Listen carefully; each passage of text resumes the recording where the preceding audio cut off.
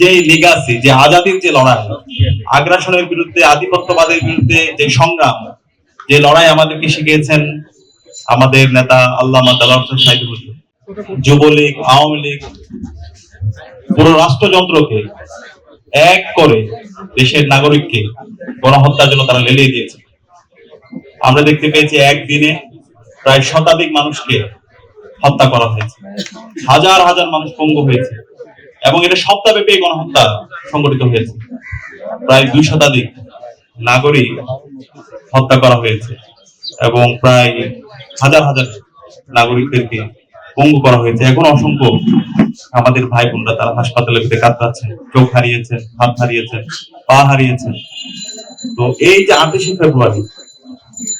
ফেব্রুয়ারির যে লিগাসি, যে আজাদির যে লড়াই, আগ্রাসনের বিরুদ্ধে, আধিপত্যবাদের বিরুদ্ধে যে সংগ্রাম, যে লড়াই আমাদেরকে শিখিয়েছেন আমাদের নেতা আল্লামা দেলোয়ার হোসেন সাঈদী হুজুর, সেই লড়াইয়ের উপর ভিত্তি করে কিন্তু 24শে জুলাই বিপ্লব হয়েছে।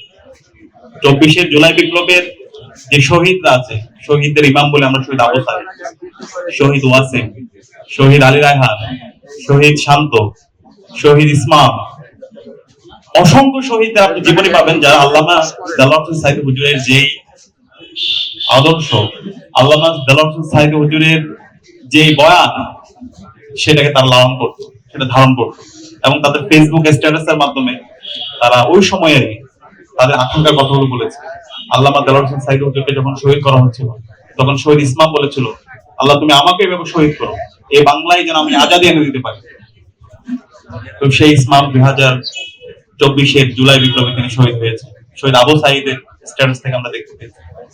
তো এই যে জুলাই বিপ্লব, এই জুলাই বিপ্লব এটা একদিনও হয়নি, এটা দীর্ঘদিনের মানুষের লড়াই সংগ্রাম আছে, অসংখ্য মানুষের রক্ত, তাদের স্যাক্রিফাইসের মাধ্যমে আজকে জুলাই বিপ্লব হয়েছে।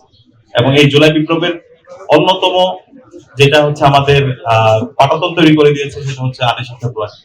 তো সেখানে এই 28শে ফেব্রুয়ারি নিয়ে, 28শে ফেব্রুয়ারি গণহত্যা নিয়ে আমাদের অনেক বেশি পাবলিক পরিসরে আলাপ হওয়া দরকার, কথা বলা দরকার। আমরা আজকের এই দিনে ঢাকা বিশ্ববিদ্যালয় কেন্দ্রীয় ছাত্র সংসদ এবং বাংলাদেশের ছাত্র সমাজের পক্ষ থেকে 28শে ফেব্রুয়ারির সকল শহীদদের শ্রদ্ধার সাথে স্মরণ করছি।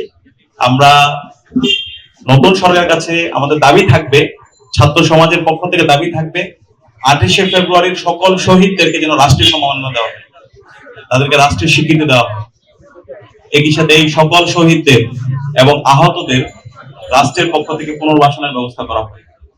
এবং একই সাথে এই 28শে ফেব্রুয়ারি খুনি হাসিনা এবং তার দোসররা যারা গণহত্যা এবং শিশু হত্যা করেছে, 2000 আমাদের ভাই বোনকে শহীদ করেছে এবং হাজার হাজার আমাদের ভাই বোনদেরকে পঙ্গু করেছে, যারা এই খুনের সাথে, গণহত্যার সাথে জড়িত আছে, তাদেরকে যেন এই বাংলার জমিনে বিচারের আওতায় নিয়ে আসা হয়। এটার জন্য যেন একটা কমিশন, স্বাধীন কমিশন গঠন করা হয়। গত 16 বছরে, গত 13-14 বছরে সেটা হয়নি। আমাদের প্রত্যাশা থাকবে নতুন সরকার এই কাজটি করবে। এবং একই সাথে ওই সময়ে যারা জাতীয় নেতৃবৃন্দ ছিল,